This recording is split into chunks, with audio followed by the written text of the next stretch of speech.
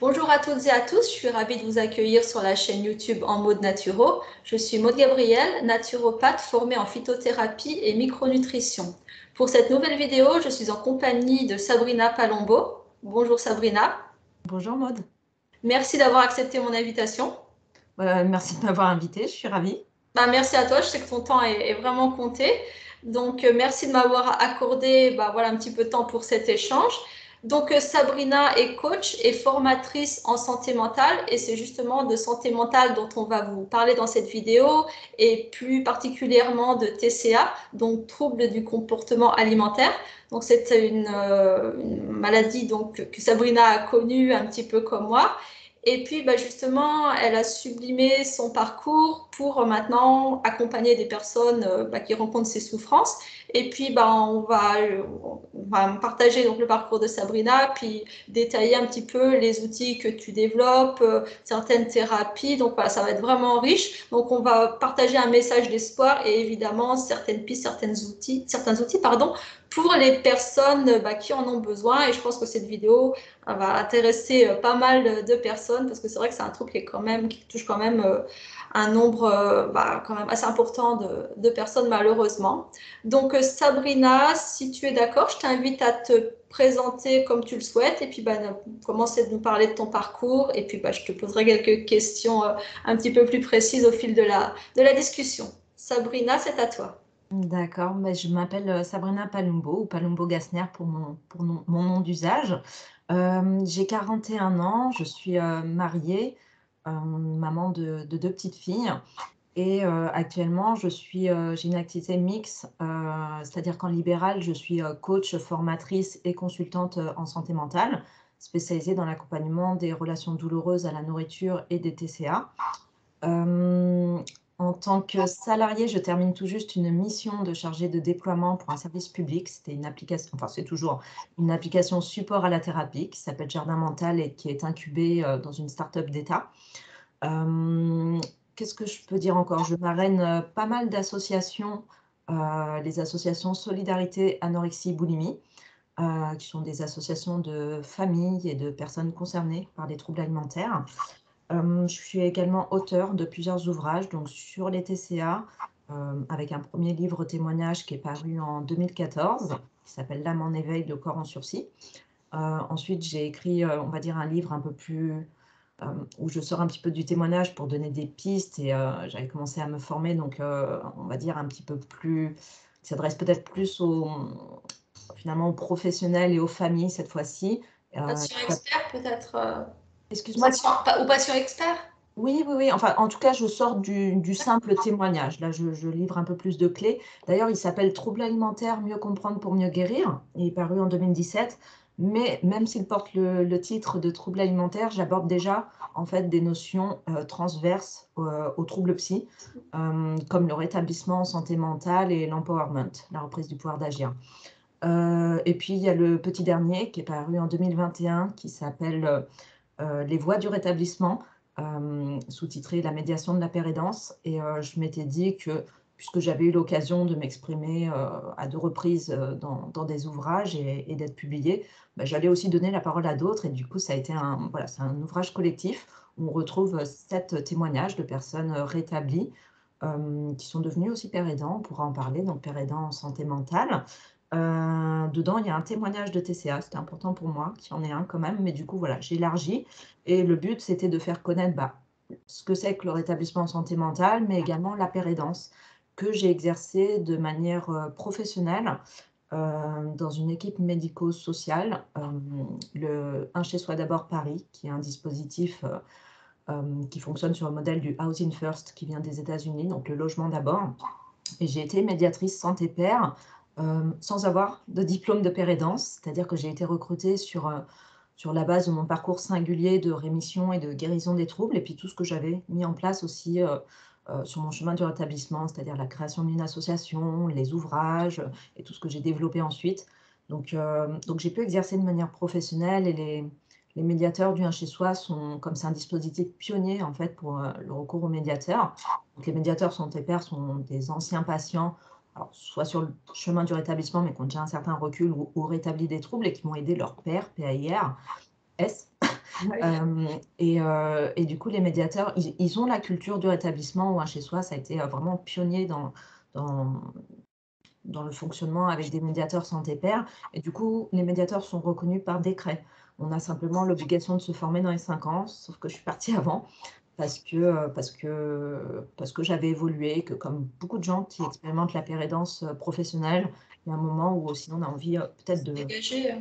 Oui, voilà, de sortir un petit peu, parce que autant au sein de l'équipe, j'étais très bien intégrée, on était très bien, parce qu'on était 2 médiateurs, autant dès qu'on allait voir des partenaires, et notamment les institutions, ça pouvait être parfois même violent, parce qu'on était toujours renvoyé finalement à notre pathologie, vu sous le prisme de la pathologie, et il y a un moment où on a envie de dire, bah, je sais aussi faire d'autres choses, je n'ai pas que des savoirs expérientiels, et d'où le fait aussi que j'ai fait cette mission de chargée de déploiement pour l'appli, où j'ai pu du coup être un petit peu comme un poisson dans l'eau, c'est-à-dire faire aussi appel à mes premières compétences, c'est-à-dire ma formation initiale. J'ai fait une école de commerce et j'ai 2 masters dans le domaine du marketing, donc il n'y a rien à voir avec la santé mentale. Et aujourd'hui, j'aime bien pouvoir faire appel à l'ensemble de mes compétences. Et est-ce que tu peux nous dire rapidement le parcours qui t'a amené à développer ces outils? Parce que tu n'es pas venu là par hasard. Comme beaucoup de gens qui se lancent dans la relation d'aide, mais alors effectivement, j'ai un long parcours dans les troubles alimentaires, anorexie et anorexie boulimie. Je suis tombée malade à l'âge de 17 ans, suite à un régime destiné à améliorer mes performances sportives. Donc j'avais été finaliste au championnat de France en catégorie jeune à 16 ans. Et donc à 17 ans, je visais un podium. Et ben, comme beaucoup d'adolescentes à ce moment-là, j'avais pris quelques formes et j'ai subi des remarques sur mon physique, que ce soit de la part de mon entraîneur comme d'une très bonne amie à l'école.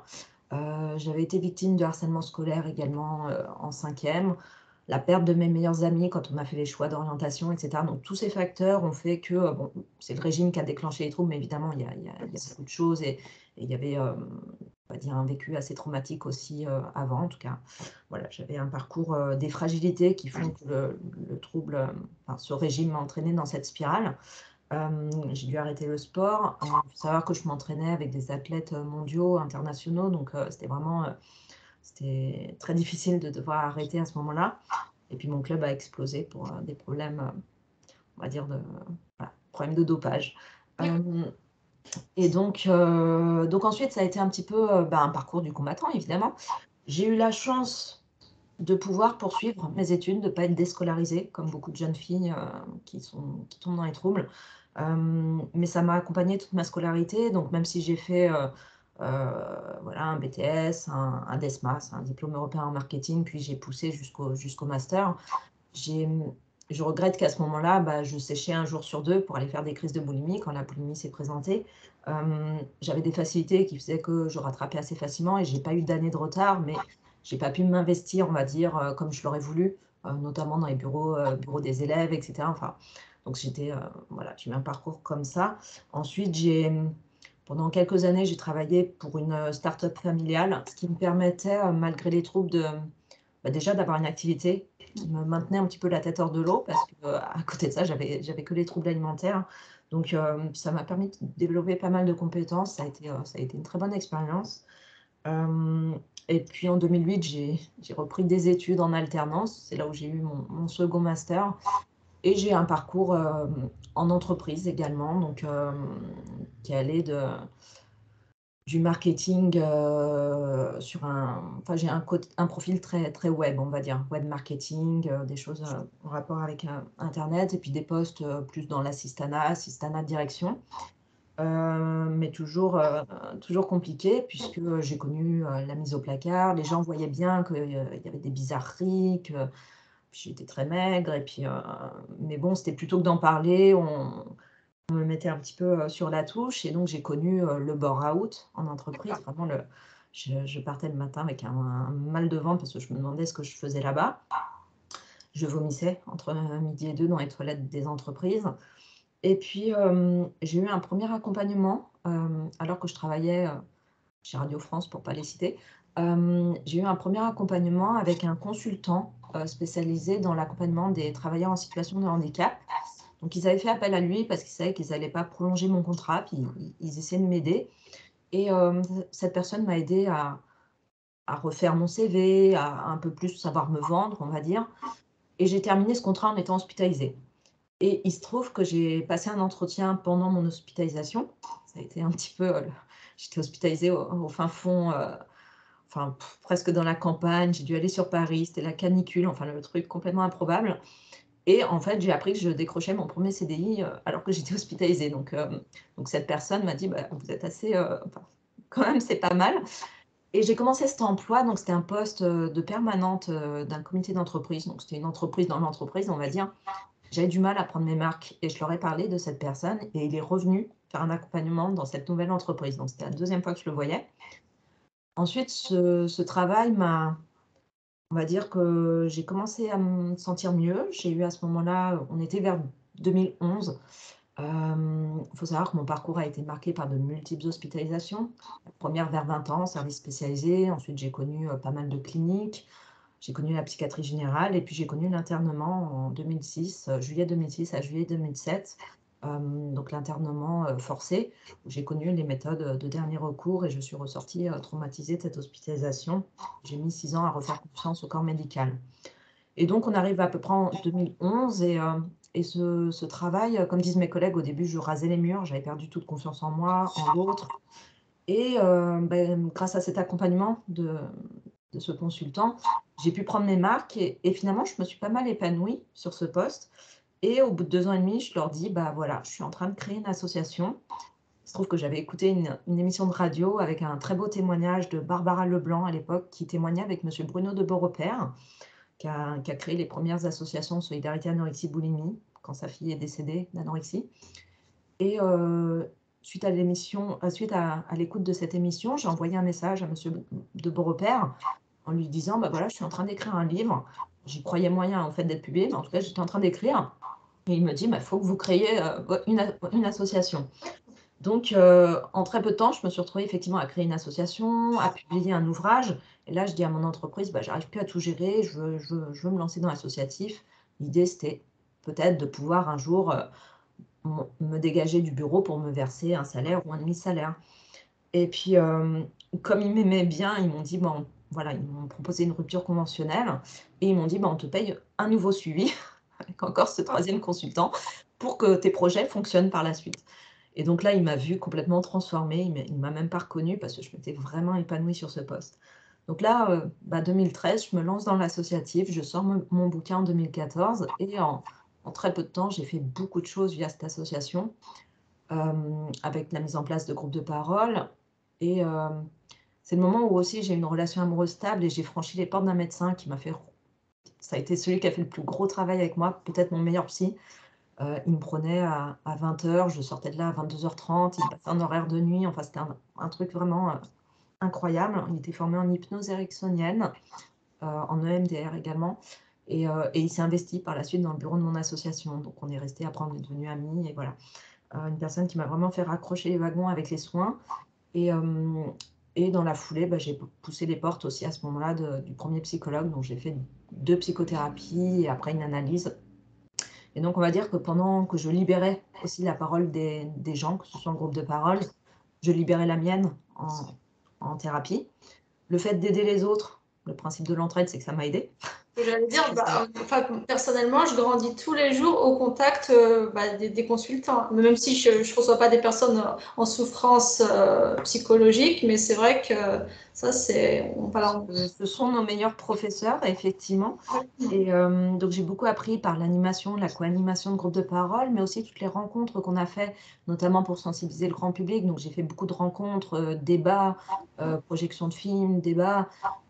Et puis à ce moment-là, j'ai fait du témoignage en veux-tu, en voilà, c'est-à-dire sur les télés, enfin quelques plateaux télé, les radios, j'en ai fait beaucoup. Je bloguais, donc j'ai pas mal d'articles qui étaient parus. Sur différents sites, j'ai été blogueuse pour le Huffington Post, je vais y arriver, enfin sur plusieurs plateformes. J'ai fait des web TV, des web radios, enfin voilà. Donc j'ai occupé le terrain, et ça m'a permis déjà, déjà de sortir on va dire du tabou, parce que ma famille, même si voilà, quand je suis sortie en 2007, c'était bon, voilà, on n'en parle plus, j'avais repris du poids, tu es guérie. 1 an après, je repassais 35 kilos, donc pour dire que cette hospitalisation m'a non seulement servi à rien, mais je suis ressortie avec un bon gros trauma. Absolument pas guérie du truc, puisque sur la fin, j'ai fait ce qu'il fallait pour sortir, mais j'ai recommencé dès le lendemain que j'étais sortie. Et puis c'était resté tabou dans ma famille. Mes parents, c'était encore la génération où aller voir un psy, c'est bon, c'était pas top top. Hem, Bah, là, voilà, quand ma mère a su que j'écrivais un livre, je crois qu'elle a un peu flippé de ce que j'allais raconter. Donc l'idée, c'était pas du tout de comment dire? Régler des comptes De ou... régler des comptes, absolument pas, ou de faire du déballage. D'ailleurs, on m'a demandé, il y a un élu qui a lu mon livre et qui m'a dit: «Mais OK, j'ai bien aimé, mais je comprends toujours pas comment on devient anorexique». Je lui dis: «Bah, le but, c'était plutôt d'expliquer comment on s'en Oui, sort que effectivement. comment on le devient». Donc c'est pas du tout un manuel où j'explique, les gens ont l'impression que j'ai beaucoup raconté ma vie ou que je la raconte, enfin je sais pas, je livre ce que j'ai envie de livrer. C'est un témoignage d'ailleurs avec saupoudrage il y a que, les espaces de parole qui étaient dédiés à ça, qui ont reçu ma parole et qui connaissent ma vie, on va dire. Évidemment, je livre des éléments, mais voilà, en tout cas, mon anorexie ne peut pas se résumer à un régime qui a mal tourné dans le cadre du sport. Il y a beaucoup d'éléments qui étaient là avant. Et puis, en occupant le terrain, on va dire que j'ai aussi en entendant tous ces témoignages, il y a forcément des choses qui ont fait écho. C'est, hem, c'est là aussi où je me suis dit, quand j'écrivais mon premier ouvrage, j'ai lu à ce moment-là, j'avais pas beaucoup lu sur la maladie. Ce qui m'a aidée sur le chemin de rétablissement, c'était plus des livres de développement personnel, de psychologie positive, les livres, j'ai découvert la méditation de pleine conscience avec Christophe André, qu'ensuite j'ai rencontré, qui a écrit un mot sur ma 4e de couve du 2e livre. Et ensuite je me suis formée, ça viendra après.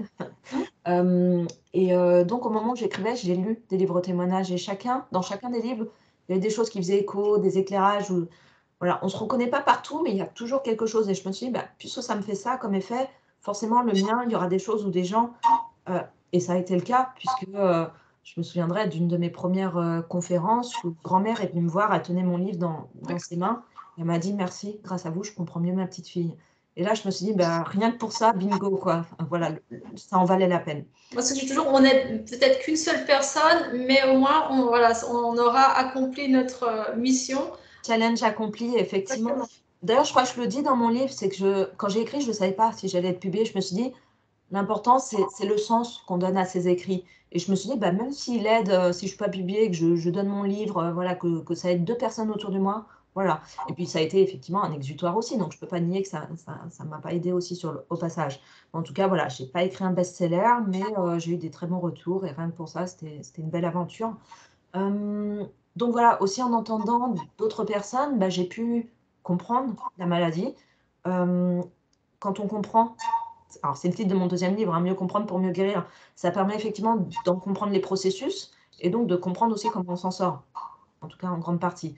Donc voilà, en aidant les autres, je me suis aidée et puis j'ai découvert après coup, puisque le premier DU que j'ai passé, c'était le DU, santé mentale dans la communauté en 2015-2016 et là, j'ai entendu parler de rétablissement, de pair aidance, d'empowerment et je fais: «Quoi? En fait, ce que je vis, ce que je fais, ça porte un nom.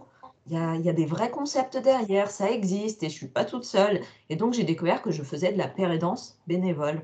Hem Et ensuite, bah, ça a été le début du coup, voilà, 2013, je mets un pied dans la santé mentale et bah, petit à petit, je me suis professionnalisée dedans et donc voilà, j'ai un double cursus maintenant qui fait que, je suis reconnue dans le domaine de la santé mentale. Effectivement, je me suis spécialisée dans l'accompagnement, des TCA, mais la pérédance, je l'ai exercée auprès d'un public, il y avait quelques TCA dedans, mais on va dire que le public du 1 chez soi, c'était des personnes, souffrant de troubles psy, addiction plus, on va dire ça comme ça et vécu de grande précarité. Donc on va se dire qu'est-ce que je peux leur apporter à ces personnes? Bah, il se trouve qu'en fait le rétablissement, la pérédance, c'est pouvoir aider sur des notions très transverses aux troubles psy. Le rapport, à la gestion des médicaments, le rapport aux soins, les hospitalisations, les droits, les démarches, l'isolement.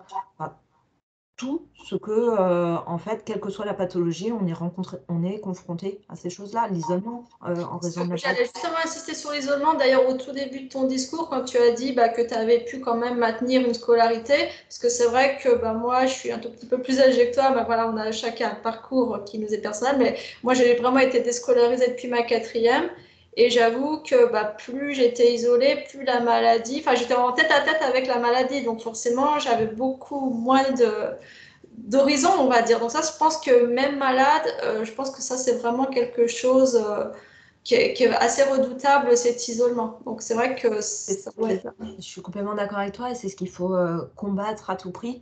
Alors, j'ai été scolarisée, donc oui, ça me maintenait. Puis après, j'ai travaillé pour cette start-up familiale et ça m'a permis d'être en interaction avec beaucoup de personnes et ça, c'était très chouette. Il se trouve que en 2006, donc j'avais une première hospitalisation en service spécialisé qui n'avait rien donné, puisqu'au bout d'un mois et demi, j'avais pas repris un gramme. Donc on m'a dit, vous n'êtes pas prête à guérir. Et on m'a sorti de là, sans vraiment d'orientation. Donc ça, c'est assez terrible. Et ensuite, j'avais eu une première hospitalisation, alors dans le même hôpital où j'ai été internée 5 ans plus tard. Là, pour le coup, on était en 2001, si je ne me trompe pas. J'étais en hospitalisation libre. Il y a marqué dans mon dossier, était en demande de soins. Mais bon, voilà, qu'est-ce qui n'a pas fonctionné? Puisqu'après, je me suis retrouvée sous contrainte là-bas. Donc ça, c'est ce que j'interroge vraiment. Et puis voilà, en 2006, j'obtiens une place dans un hôpital psychiatrique général. Et là, je rencontre même une cousine italienne et je lui dis, voilà, j'ai une place. Et elle me dit, ah, bah, c'est chouette, tu vas pouvoir te soigner, parce que ça faisait des années que je traînais ça. Et même moi, j'étais contente, je dis, ouais, je vais pouvoir souffler par rapport à la maladie. Et il se trouve que ça s'est très mal passé là-bas. C'était un service soi-disant ouvert, mais en fait, c'était fermé.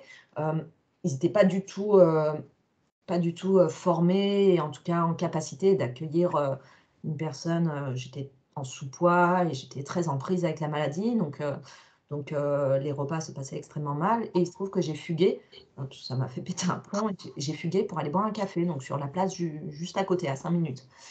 Je suis rentrée 2 heures après de mon plein gré dans le service, sauf qu'entre-temps, ils avaient appelé mes parents en disant, bah voilà, votre fille est en danger, il y a un risque de passage à l'acte, donc soit vous signez une hospitalisation sous contrainte, soit c'est le préfet qui signe.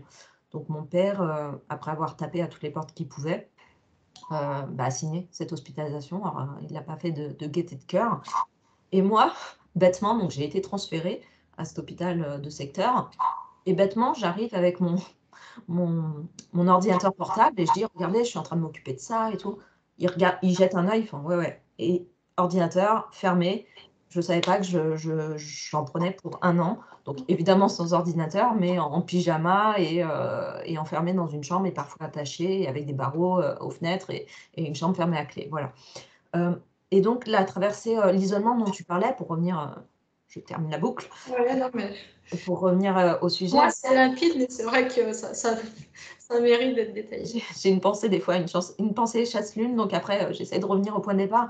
Moi, l'isolement, je l'ai plus connu du coup après cette hospitalisation-là, qui m'a vraiment profondément blessée, marquée. Et il se trouve qu'en plus, j'avais rompu juste avant avec mon petit ami de l'époque. Donc mes parents m'avaient récupérée dans un état pitoyable et c'est là où j'ai fait cette demande d'hospitalisation. Et donc après cet internement, j'ai dû revenir vivre chez mes parents qui, pour eux, c'était un petit peu, «Allez, on oublie, on va de l'avant». Ouais, mais je traînais un énorme trauma et surtout, j'étais complètement là, pour le coup, j'avais perdu tous mes amis qui, eux, tu parlais de décalage, de déscolarisation, mais moi, pendant 1 an, le monde avait continué à tourner et en fait, on sort de là, rien qu'au niveau des technologies, tout ça, enfin, on est complètement décalé et on se dit: «Mais tout va trop vite», parce que pendant 1 an, on est dans une bulle, il s'est passé des choses pas croyables là-dedans et en fait, tout d'un coup, c'est trop et on se dit: «C'est quoi ce monde de fou?» On est en décalage, on est blessé, on est donc c'est Et vraiment d'ailleurs, quand on est hospitalisé, on dit le dehors. ouais, Ça veut déjà tout dire, en fait. ouais, on ne sait plus très bien, où sont les fous finalement? Je ne suis pas sûre que ce soit les plus fous qui soient en hôpital psychiatrique, mais voilà. Hem Et finalement, c'est ma mère pendant plusieurs années qui a assuré, le rôle de psy. J'avais un chien à l'époque et voilà, elle allait sortir le chien dans le bois juste à côté de chez nous. C'était ma sortie, c'était on va dire l'objectif de la journée pour avoir un semblant de rythme, mais c'était absolument, terrible parce qu'évidemment je trouvais pas d'emploi. Évidemment, j'étais confrontée à mes démons. Hem alors, je m'alimentais, on va dire, pour pas perdre de trop, pour pas être réhospitalisée, mais je maintenais un poids, voilà. Je faisais des assiettes, j'allais manger toute seule dans ma chambre, des assiettes qui ressemblaient à rien. Ma mère me voyait passer avec ça. Enfin, c'était vraiment n'importe quoi, mais je il m'avait proposé un suivi en sortant en CMP, mais des gens qui m'avaient, on va dire, maltraitée, parce que j'ai subi la maltraitance, physique, verbale, et cetera. C'était hors de question que j'accepte ce suivi. Donc, j'étais absolument pas prête à recommencer une démarche de soins. Et donc cette traversée du désert, moi, je l'ai connue plutôt après l'hôpital. Bah, moi, je rends toujours hommage effectivement aux familles parce que avec des petits bouts de ficelle, ils bricolent, les parents, enfin, principalement la mère, la plupart du temps, elle se met, enfin, elle prend un congé au niveau du travail. Enfin, c'est vraiment, enfin, chaque famille essaye de composer au mieux, on va dire. Et ça, en fait, les personnes n'en ont pas forcément connaissance, quoi. On voit la personne qui souffre, mais c'est vrai que ça touche vraiment toute la famille. Et ça demande énormément d'efforts pour soutenir la personne. Et voilà, pour dire que c'est vraiment la personne et son entourage qui sont à soutenir, à aider. Et donc, toi, justement, tu as développé, tu essaies de faire changer les choses en hôpital et puis dans tes accompagnements. Donc ça, c'est pareil. Moi, quand je parle de mon parcours, comme tu disais, c'est pas pour raconter sa vie, c'est déjà pour faire un coming out, pour dire, voilà, on peut avoir un tel parcours et puis se restaurer, être épanoui, vivre. Et quand on est vraiment, on dira quand même, dans un beau désespoir, ça paraît totalement impossible. Donc voilà, après, les personnes me disent oh, c'est courageux de parler. En fait, pour moi, je ne me pose pas la question est-ce que on va me coller l'étiquette, on va me stigmatiser. En fait, on a tous une petite touche de folie. D'ailleurs, j'en suis fière de la mienne.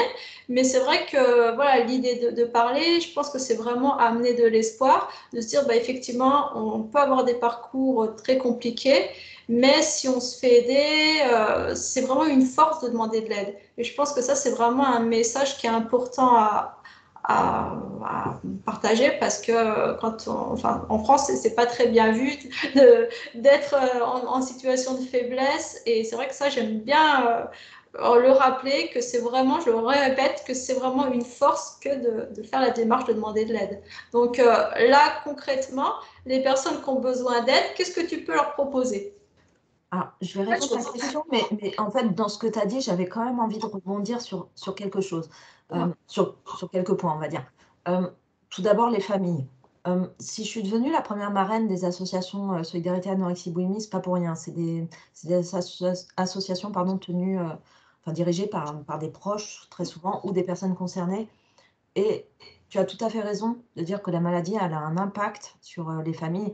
C'est c'est assez catastrophique parce qu'il y a des familles qui explosent, il y a des parents qui divorcent, il y a des fratries qui se fâchent à tout jamais, parce que le trouble finit par prendre toute la place et que la personne ne se contente pas de tout contrôler ou enfin, il y a une histoire de contrôle, soit de trop de contrôle, soit de perte de contrôle, mais en tout cas, elle contrôle. C'est la maladie qui contrôle, moi je dis. Elle contrôle aussi, son entourage, la cuisine, enfin tout et au bout d'un moment, le trouble prend toute la place et tout le monde en prend pour son grade. Donc oui, moi aussi, je remercie mes parents et je sais que mon père, s'il devait re-signer HDT, il le referait. Je voilà, ça s'appelle, plus comme ça, mais voilà, c'est l'hospitalisation forcée. Puisque si je suis là, c'est aussi grâce à ça, on va dire. Même si j'avais beaucoup reperdu de poids, on va dire, c'est les 7 kilos que j'ai réussi à maintenir qui m'ont peut-être sauvé la vie. À quelques centaines de grammes près, j'étais plus là, hein, donc voilà. Mais les familles, ouais, font un énorme boulot. Quand on est dans la maladie, on peut être violent envers ses proches, on rejette leur aide, et c'est très, très dur pour les proches de voir leur enfant se détruire, à petit feu, se rendre compte qu'il peut mourir. C'est des pathologies dont on décède, donc c'est des sujets extrêmement graves et effectivement, on ne peut pas faire les choses à la place de la personne. Donc je rappelle souvent qu'on peut être à côté, on peut, l'encourager, on peut la soutenir, mais on ne peut pas faire les choses à sa place. Donc il y a un moment, il faut aussi déculpabiliser les proches qui ont beaucoup de culpabilité. Souvent, ils se disent: «Qu'est-ce qu'on a mal fait, raté? Qu'est-ce qu'on fait pas bien? Ils aimeraient faire plus, ils aimeraient». Il y a aussi des fois des environnements un peu pathologiques, hein, mais quand même, comme tu dis, tout le monde fait de son mieux et avec les outils qu'ils ont. Donc ça, c'était voilà, le petit hommage que je voulais rendre aux proches qui souvent sont extrêmement courageux et qui doivent tenir sur la durée parce que les troubles alimentaires, c'est plus un marathon. C'est sur des années, c'est... Voilà. Ensuite, pour ce qui est du coming out, moi, je me pose même plus la question. C'est-à-dire, je suis allée jusqu'à Bruxelles pour témoigner sur des sujets, sur l'isolement en contention, les méthodes de dernier recours, donc des sujets quand même très touchy. C'était le lancement d'un rapport européen hein, sur les lieux de privation. On était 3 Français à témoigner dans ce rapport et je suis la seule qui est allée avec un anglais tout pourri à la conférence de presse à Bruxelles. Donc pour dire à quel point, j'ai un article d'une demi-page qui est paru dans le journal du Monde sur le sujet de la psychiatrie. Donc voilà. Donc j'assume plutôt bien. Mais... moi aussi, hein, mais pour dire que voilà, quand des fois, c'est des personnes qui me disent ah mais en fait bravo, mais je me posais la question, je me suis dit bah, pour moi en fait voilà ça fait partie de mon parcours, ça je peux pas tirer un trait dessus, mais l'idée c'est de décomplexer les personnes pour dire qu'on peut sublimer le truc quoi. Non mais c'est alors ce que je voulais dire c'est que moi aussi, au début, j'ai reçu beaucoup de bravos. Même encore aujourd'hui, on me capte tous les 4 matins sur les réseaux. Alors, les gens ne s'expriment pas forcément, mais ils viennent me parler en privé en disant mais merci parce que vous dénoncez des choses sans être dans le pathos et ma fille est concernée, nana. Enfin voilà. Donc des remerciements, j'en ai beaucoup.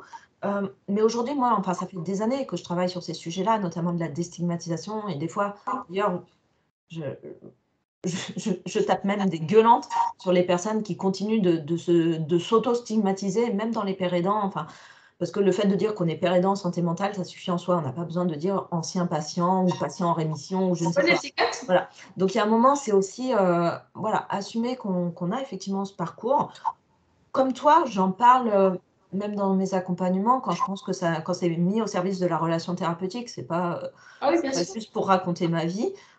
Mais les personnes savent qu'elles peuvent m'interroger sur ce vécu et j'en parle sans aucun problème. Pour moi, c'est une grande force et j'ai effectivement acquis des savoirs plus théoriques, on va dire, oui, plus théoriques, plus cliniques, mais j'ai ces savoirs expérientiels et c'est la conjugaison des deux qui font que je peux peut-être accompagner avec peut-être plus d'empathie, avec quand on est passé par là, voilà, on développe cette forme d'empathie, de bienveillance. Enfin, j'espère. Et j'essaye d'offrir un cadre comme ça. Voilà, je termine les allers-retours, les digressions. Et donc, par rapport aux outils, bah, je me suis... voilà, j'avais passé ce DU santé mentale dans la communauté qui m'a fait connaître la psychiatrie communautaire, ou la santé mentale communautaire, on va dire, avec le développement des soins plus dans la cité.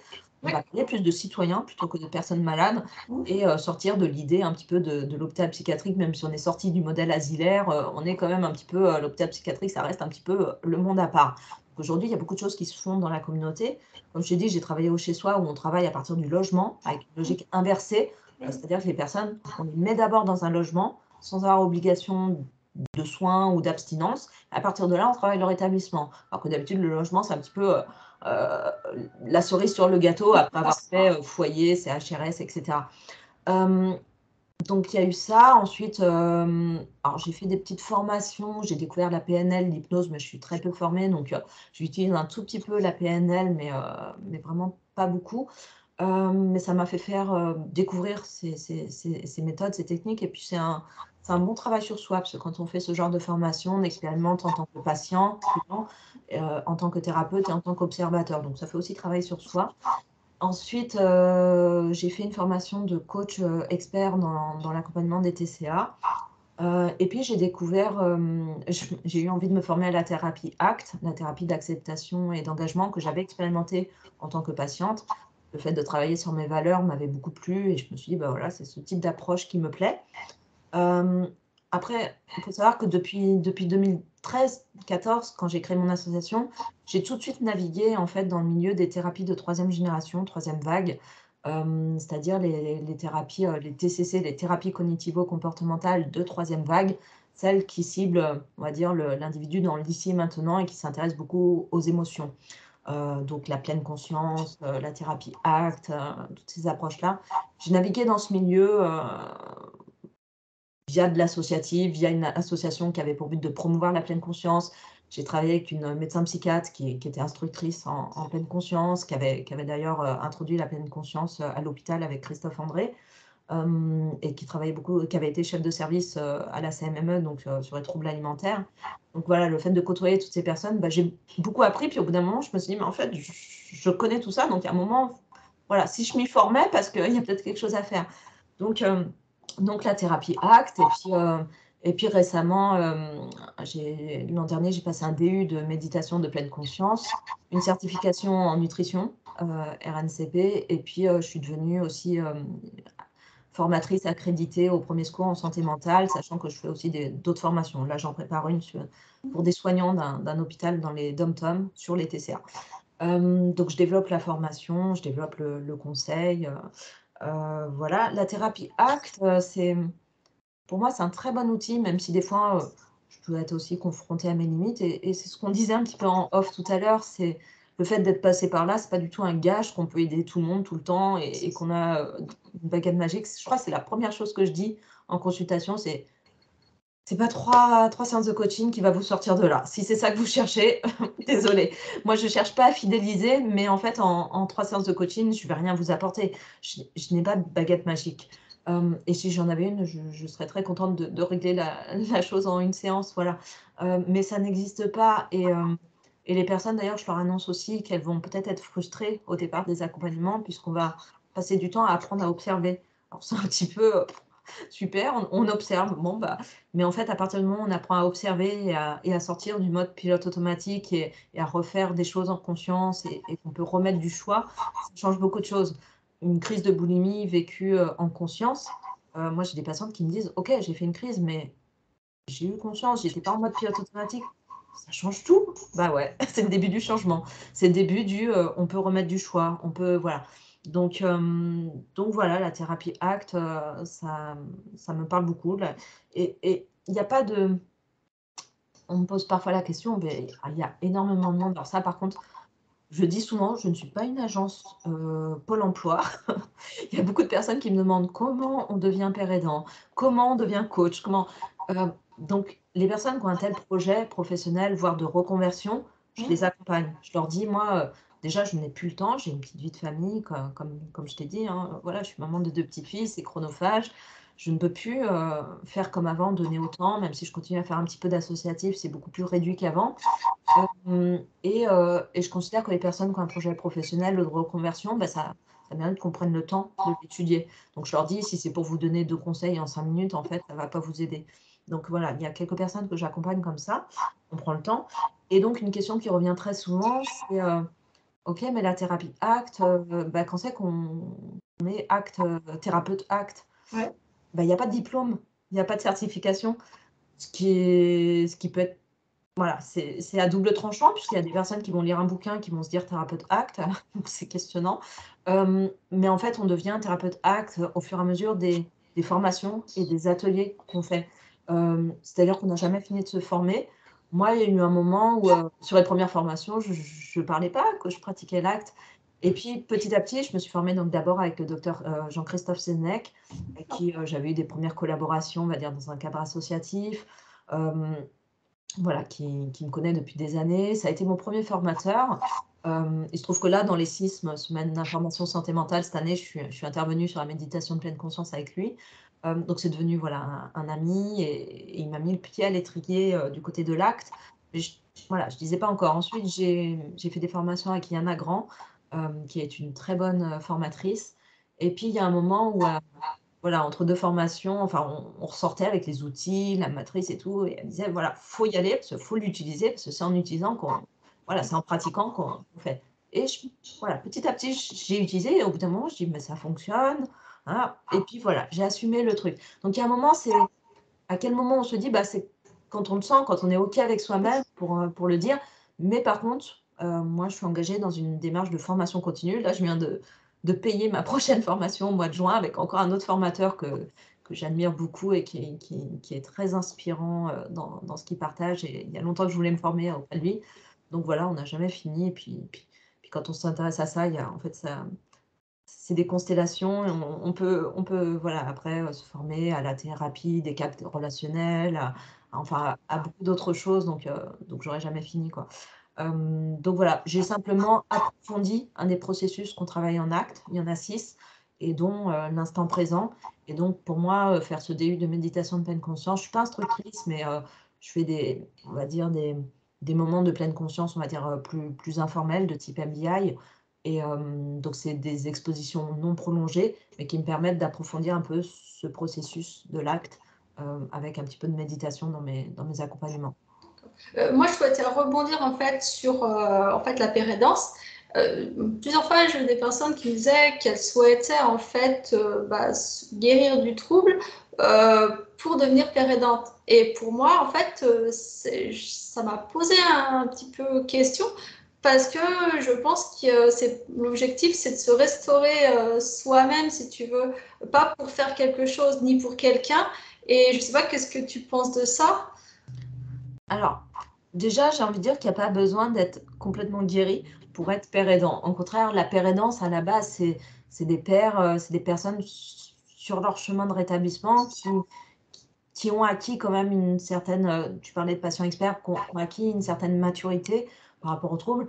Et des fois, moi, j'ai des personnes qui ont vraiment le syndrome de l'imposteur, qui se disent, mais j'ai pas tout réglé. Et pourtant, je leur dis, mais enfin, il n'y a pas de souci. Alors, pour faire un parallèle, je ne sais pas s'il est très, très parlant, mais on a des addictologues qui fument et qui font de l'arrêt du tabac. Ça ne veut pas dire que, voilà. Bon. Par contre, il faut quand même, voilà, si on en est encore à être complètement dénutri ou à faire 3 crises de boulimie par jour, c'est peut-être pas encore tout à fait le moment. Tout ça pour dire qu'on peut commencer à aider sans être complètement. Puis on parlait de la guérison, peut-être qu'on finira là-dessus, mais voilà.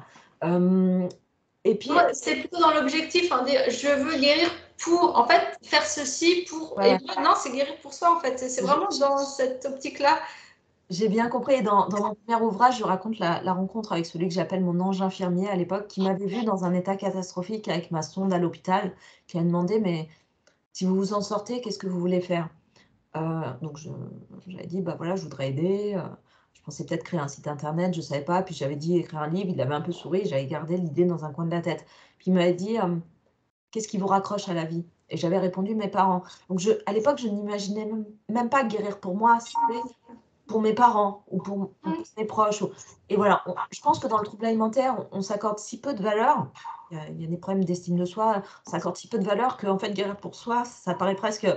Moi, les 3 premières questions que je pose dans mes accompagnements, est-ce que tu penses, je tutoie beaucoup dans mes coachings. Est-ce que tu penses qu'on peut guérir des troubles alimentaires? Ce qui pose question d'ailleurs parce que je me retrouve avec des petits jeunes qui n'arrivent pas à me tutoyer et je me dis: «Oh, j'ai pris un coup de vieux». Bon, donc je dis: «Est-ce que tu penses qu'on peut guérir?»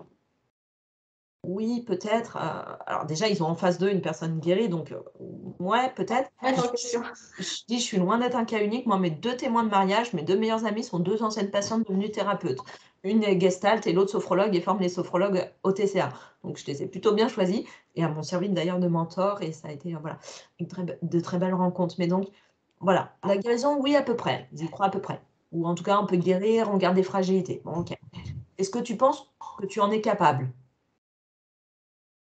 Là, ça devient plus compliqué. Est-ce que tu penses que tu le mérites? Il n'y a plus rien.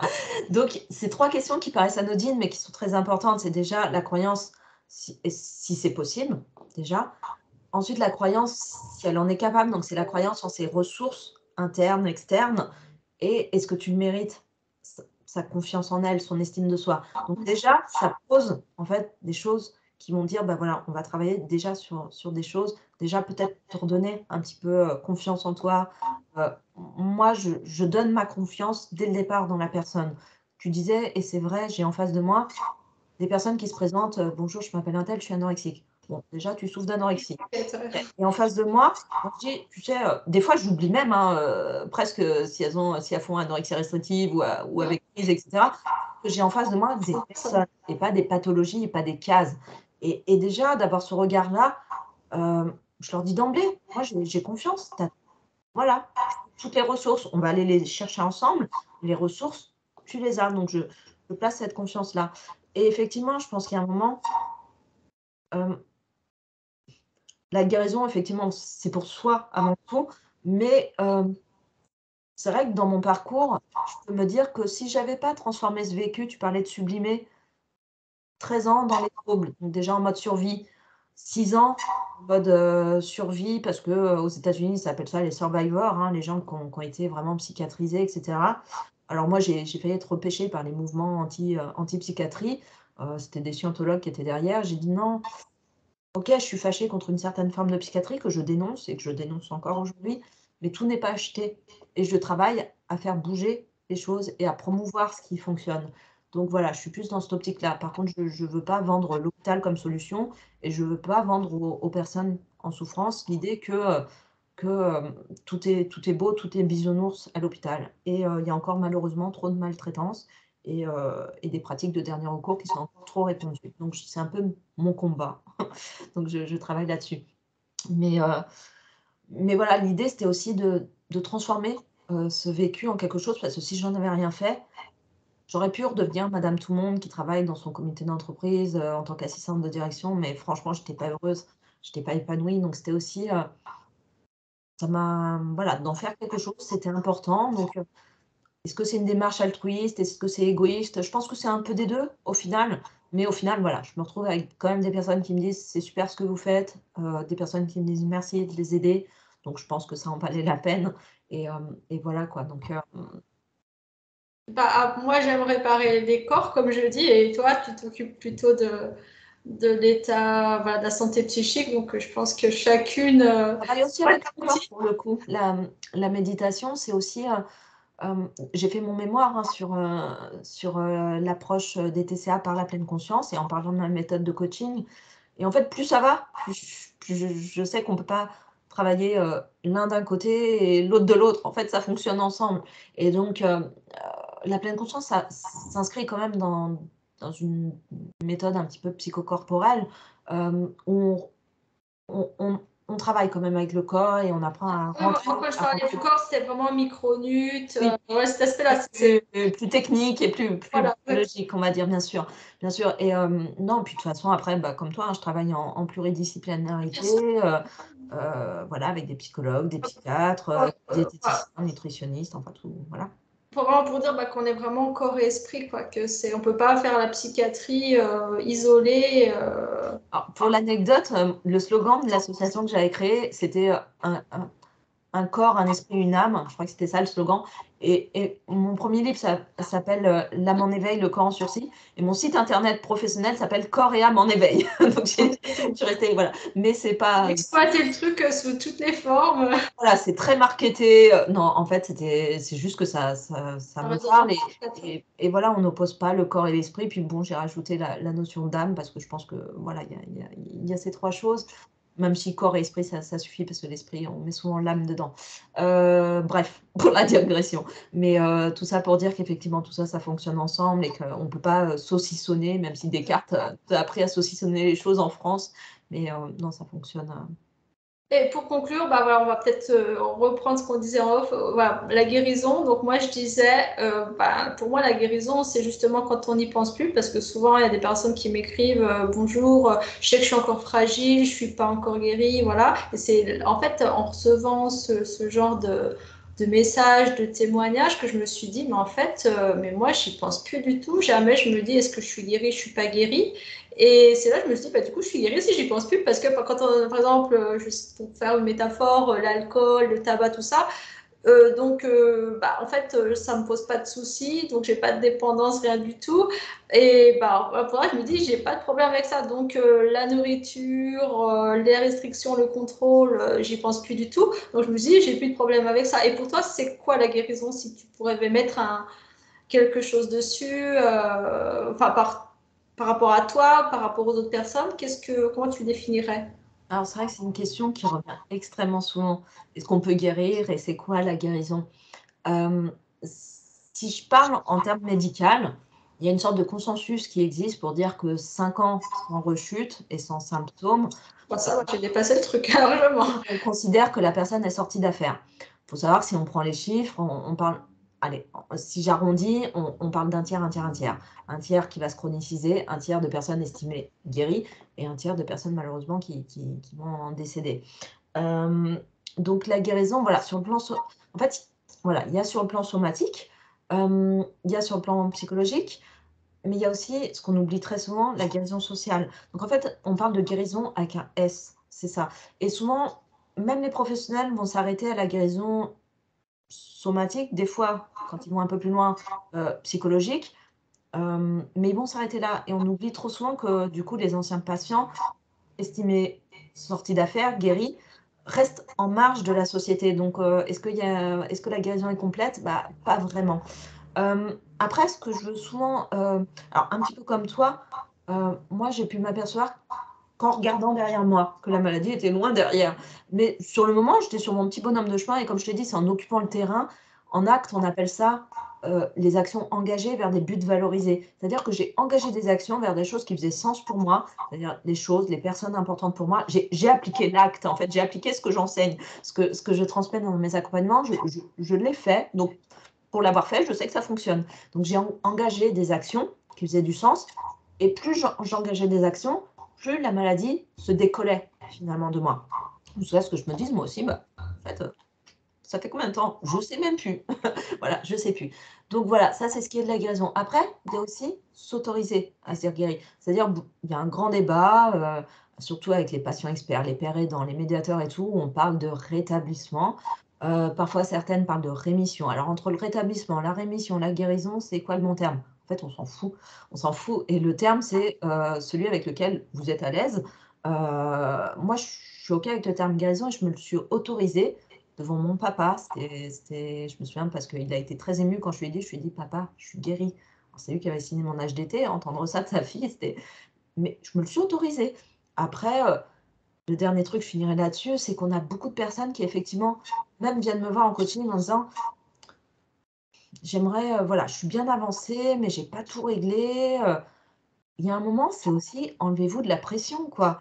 En fait, je sais pas si vous vous rendez compte qu'à un moment, vous étiez en train, je vais être trash, mais de dégueuler 4 fois par jour et là, vous êtes en train de me dire que ça vous arrive, 1 fois, tous les 15 jours, toutes les 3 semaines ou par mois.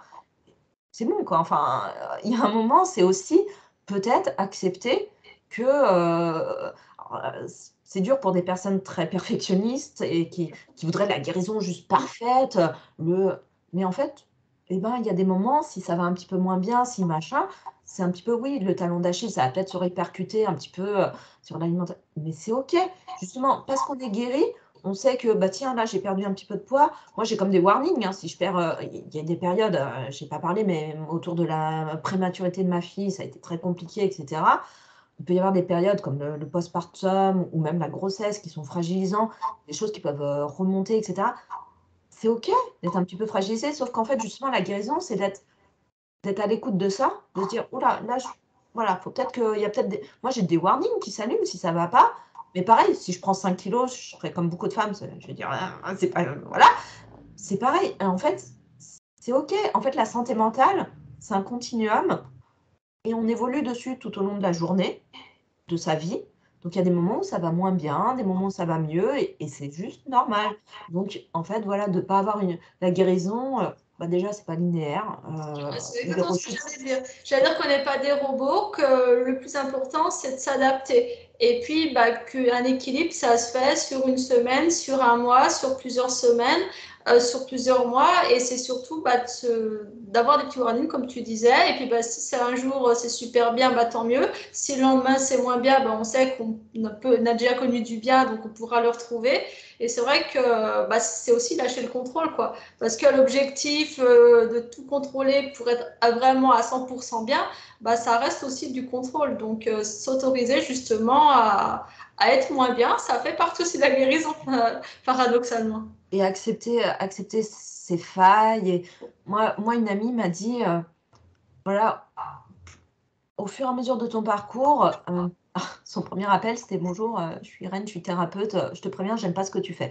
Mais j'ai creusé, ta démarche elle a l'air authentique. Parce qu'il y avait un côté très, tu te mets en avant et tout et donc je lui ai expliqué le pourquoi sur les questions qu'elle se posait et tout et puis on est devenus très, très amies et elle m'a dit: «Plus finalement tu t'autorisais à dire, elle me dit: «En même temps tu t'étales pas, mais il y a des moments où voilà, tu fais comprendre que ça va moins bien sans forcément aller dans» moi je raconte pas ma vie et tout ce qui se passe, mais voilà, plus j'avais cette authenticité, plus elle m'a sentie sur le chemin finalement de la guérison. Parce que je m'autorisais à avoir des failles, des faiblesses et d'être OK pour vivre avec Être ça. humaine, tout simplement. Pardon? Être humaine, tout simplement. Exactement. Avec des sentiments, des émotions, des envies, des goûts, des dégoûts. Et voilà, lâcher le contrôle, en fait. Ouais, et puis peut-être qu'on pourra conclure là-dessus, mais le livre qui m'a peut-être le plus plu, enfin il y en a eu plusieurs, il y a celui de Yasmine Yannar avec qui j'ai travaillé, qui a écrit pour une... ah, ça y est, le titre, pour une... ah, ça y est, ça m'échappe. De toute façon, on mettra dans les commentaires. On va le retrouver pour une société. Ah, j'ai le titre qui m'échappe, mais en tout cas, voilà, ils sont magnifiques ces ouvrages. Et c'est vraiment le livre de Christophe André, et j'adore ce titre, du coup, et j'en fais un petit peu. Le message, c'est peut-être ça, c'est imparfait, libre et heureux. C'est pareil, vraiment, j'ai adoré, j'ai lu, je crois, plusieurs fois, et il m'a vraiment porté décomplexé. Et aussi, il y a un autre ouvrage, c'est Je pense trop, de Christelle Petit-Colin. Pour moi, ça a été un déclic, en fait, alors que j'avais lu pendant des années des tas d'ouvrages de développement personnel, des trucs hyper compliqués, des prises de tête pas possibles. Et Je pense trop de Christelle Petit-Colin, très simple, très accessible, et je me suis dit, waouh! Mais en fait, tout est clair, tout est limpide, et ça m'a vraiment débugué en fait. C'est marrant parce que je suis en train de lire la suite. Ah oui, bah, J'ai pas les codes. je l'ai vu passer sur ton Facebook, donc je pense que Noël arrivant bientôt. Je vais avoir un petit cadeau en ce sens. Mais effectivement, oui, dans les troubles alimentaires, c'est souvent qu'on a un double, voire un triple diagnostic. Il y a souvent des histoires de potentiel. Voilà, il y a pas mal de choses, on va dire, de personnes qui sont, aujourd'hui, c'est à la mode, mais neuroatypiques. Et effectivement, quand on comprend qu'on est comme ça, on s'entoure de gens comme ça, et ça va beaucoup mieux. C'est comprendre que c'est pas juste des handicaps en fait qu'on peut sublimer pour s'en servir de manière positive. Donc, je pense que c'est pour ça que ça vaut le coup d'en parler, parce qu'on vient de faire pendant un sacré moment. Et d'ailleurs, je remercie toutes les personnes qui ont regardé cette vidéo. Merci vraiment à toi, Sabrina, de nous avoir d'accordé tout ce temps. Ça a été vraiment un bel échange. Et puis, si tu es d'accord, je mettrai tous tes ouvrages, tous tes liens dans les commentaires de cette vidéo pour que les personnes puissent entrer en contact directement avec toi. Et puis, s'il y a des questions, tu pourras répondre. Je te ferai passer des messages. Écoute, merci beaucoup. Merci pour cet échange. Un bel et riche échange. Je te dis à bientôt. À bientôt, ici Avec ou là. plaisir. Et peut-être juste le mot de la fin, parce que tu as insisté sur la notion d'espoir. Et l'espoir, c'est vraiment le socle du rétablissement. Je dis souvent que l'optimisme en est le carburant. Mais l'espoir, c'est... j'ai beaucoup de gens qui se demandent, quand le trouble est chronicisé, c'est de dire qu'on s'en sort même au bout de 5 ans, 10 ans, 15 ans. La guérison reste possible. 25 ans pour ma part, donc tu vois qu'on peut vraiment viser. Je voulais finir sur cette petite note d'espoir qui est importante.